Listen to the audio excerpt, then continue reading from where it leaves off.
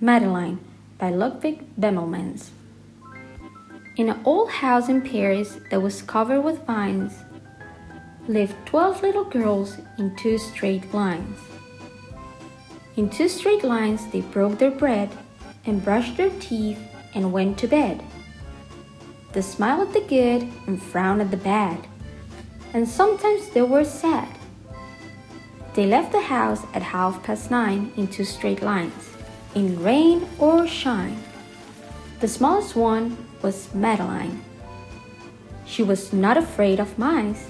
She loved winter, snow, and ice. To the tiger in the zoo, Madeline just said, "Pooh, pooh." And nobody knew so well how to frighten Miss Clavel.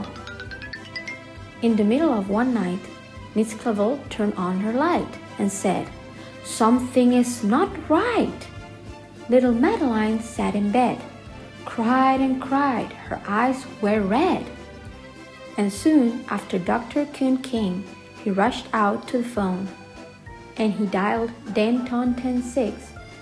"Nurse," he said, "it's an appendix." Everybody had to cry. Not a single eye was dry. Madeline was in his arm, in a blanket safe and warm. In a car with a red light, they drove out into the night. Madeline woke up 2 hours later in a room with flowers. Madeline soon ate and drank.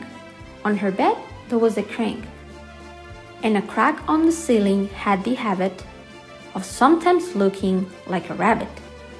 Outside were birds, trees, and sky, and so 10 days passed quickly by. One nice morning, Miss Clavel said, "Isn't this a fine day to visit Madeline?" Visitors from 2 to 4. Read a sign outside her door. Tiptoeing with solemn face, with some flowers in a vase. In they walked and then say, "Oh," when they saw the toys and candy and the dollhouse from Papa. But the biggest surprise by far, on her stomach was a scar. "Goodbye," they said. "We'll come again." And the little girls left in the rain. They went home and broke their bread, brushed their teeth, and went to bed. In the middle of the night, Miss Clavel turned on the light and said, "Something is not right."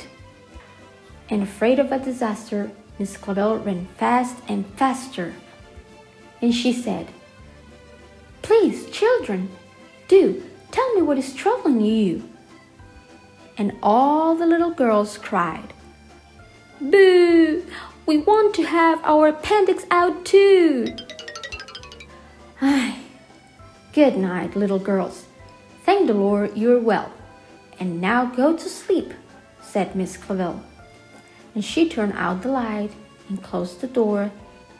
And that's all there is. There isn't any more.